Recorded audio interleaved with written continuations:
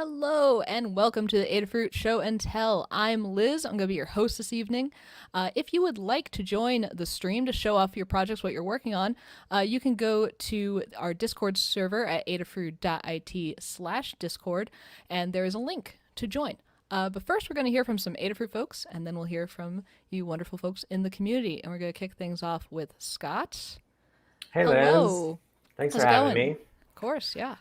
Doing pretty good. I declared today, well, I wanted to have a NeoPixel day this week. That's the best kind of day. Is that every day for you? Probably. Kind of. Today was NeoPixel day. I was checking NeoPixels with the ESP chips. Specifically, we had talked about some of them not working as well. So I just redid how it worked. And so I wanted to just do some testing. Nice. And at home, I had been using an S2, and I've been having issues with flickering. So let me switch to my bench cam. So what I've got here is I've got a NeoPixel strip here. It's one of the 160. It's 165 NeoPixels in this like tiny space. And what you can see is that this only happens when Wi-Fi is on. So Wi-Fi is on, and you can see that it's like flickering green, even though it's a red comet. Right. So that's all sorts of like artifacts that are happening. And that's because like the transmission is not able to keep up as the Wi-Fi is like interrupting it. Oh, okay. So I've got a fixed version. So let me just go into the bootloader mode real quick, and let's just see if I have fixed it. Well, I'd fixed it earlier, so I'll show you the fixed version. Nice. I'm just loading it using the UF2 bootloader on this board. It's bleep, bleep, bleep, bleep, bleeping. All right, so it's copied over, and it should get going. It's got to connect to the Wi-Fi again. Okay. And now it's going. Oh, and it's broken still. Oh, no. Oh, you know what? Actually, that's a good example. So it just showed me the Circuit Pi drive. So if you look, when it first started, I did get some green artifacts at this end. That was when the file system was being accessed. Okay. Which is like a harder problem to solve than when the Wi-Fi is going. So fair. I haven't fixed it when the disk drive is being accessed, but I've fixed it kind of in the steady state of just running your user. It looks way better, yeah. Yeah, I like saw it pop up. I was like, oh yeah, like there's a whole nother like level of difficulty when it comes to like when the flash is being accessed, because that's where your code lives as well. But in this case, yeah, it looks a lot better when it's just like kind of steady state. Like it was flickering even when the Wi-Fi wasn't actively doing anything. So yeah, I'm excited to get this checked in, and there's a PR out now to improve it. Excellent. That's a huge improvement. Thank you for working on that. Yeah, I was very happy that I like tried a number of things and they didn't really help, and then this thing helped. I was very excited.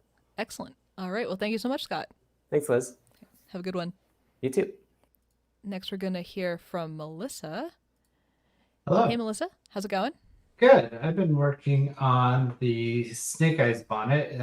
The code that is in the guide for at the moment is kind of old. It runs on 32-bit Raspberry Pi and was designed to run on like some of the older Pis, like the Pi 1, 2, and 3. And I believe it ran on the 4 as well in the 32-bit. But I'll show you what I have for a little demo. It's not quite up and running on the same way, but I just have outputting like to the displays here, just some red, green, and blue. Nice. But it's running on a Pi 5 and 64-bit. That's awesome. Thanks.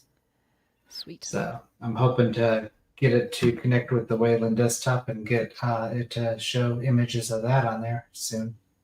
Awesome. It's been great seeing you work through all the Raspberry Pi things, get everything working. Sure folks really appreciate that.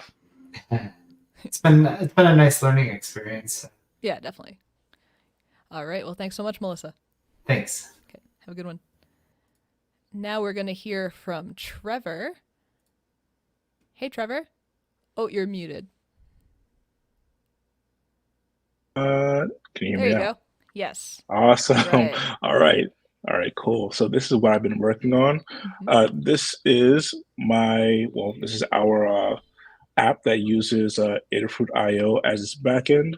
Nice. It's called WipperSnapper. Name might change soon. Who knows?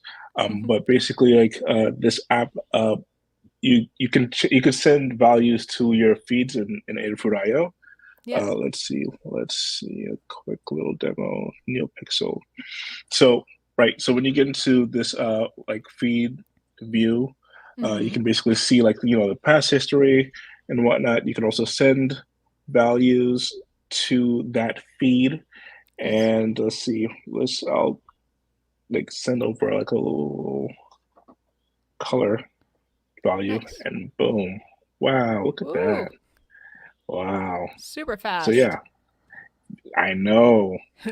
So basically that's what we're working on, and you plan on adding widgets to this app and possibly HomeKit.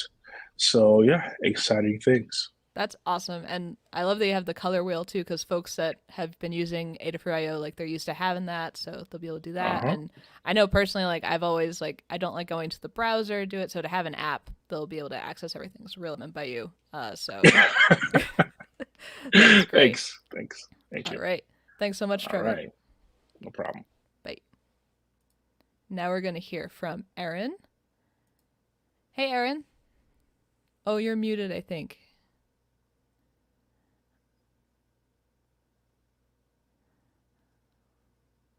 Do you want me to come back to you?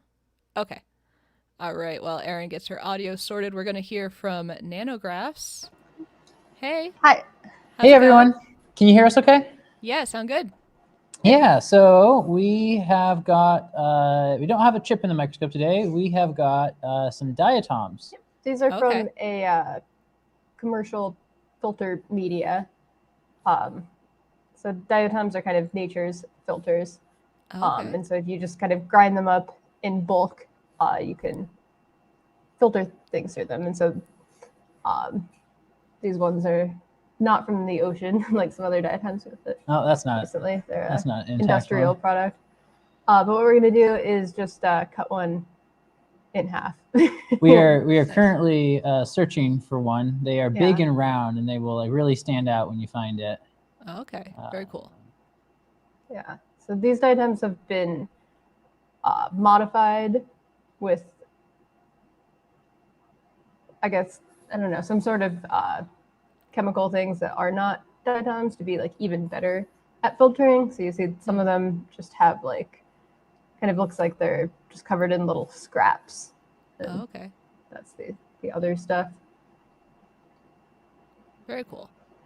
So and then we were going to, oh, I think I see one in the bottom corner there. Okay, cool. And then what we're going to do is, because this is an ion beam microscope instead of an electron microscope, the ions, there we go, there's a diatom. Oh, wow. Okay. We are going to actually slice this thing in half real quick. Yeah. Oh. So you want to draw the ROI?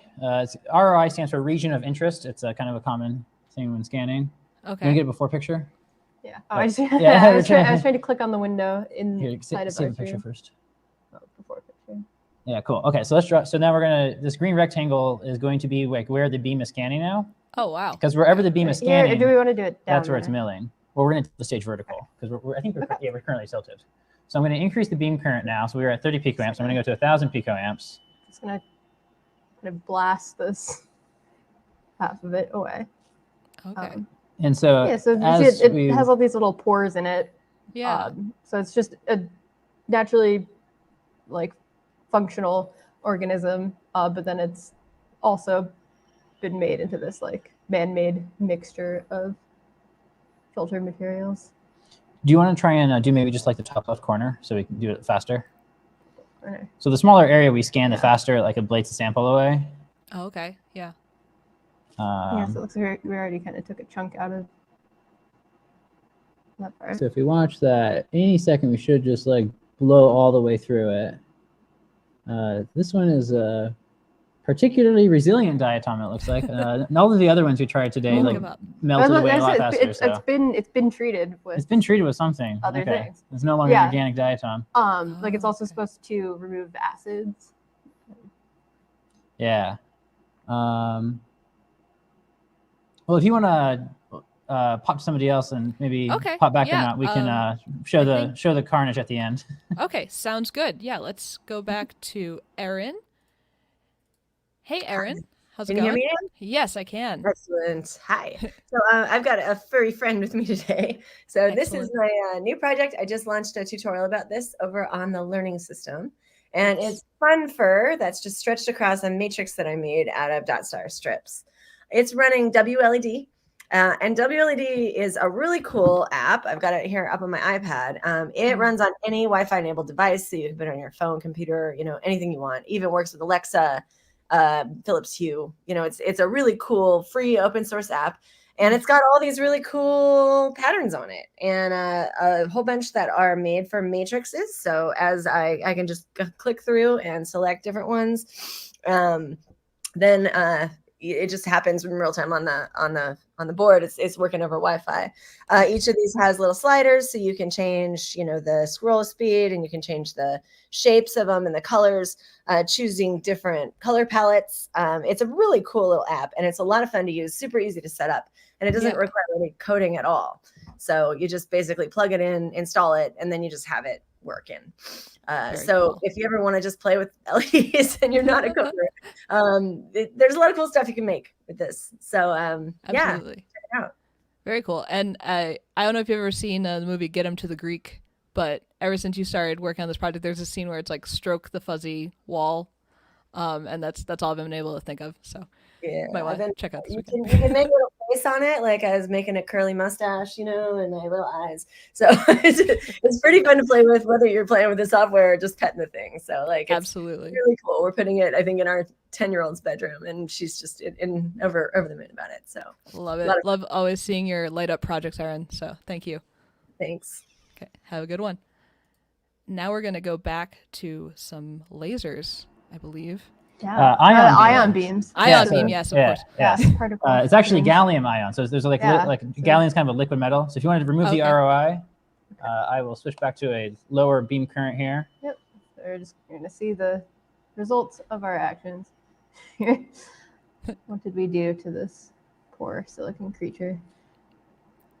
You're going to do a 1024? And so we then I'm took a going good chunk out of it. Tilt the stage back to level. So you can see its inner structure there. It's pretty dense. We've got a lot going on.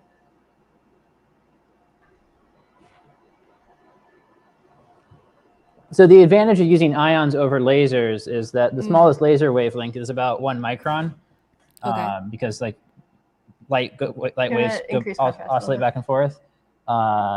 But here we can get down to like 5 nanometers.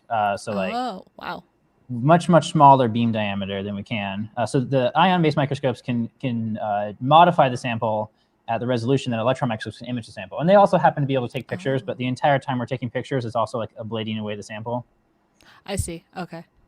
So we just kind of got to work quickly. So we can kind of see there's like the inside of a diatom. Yeah. It's kind of a honeycomb structure. Nice. There. Nature's filters. So this thing was like this actually wasn't extracted from the ocean.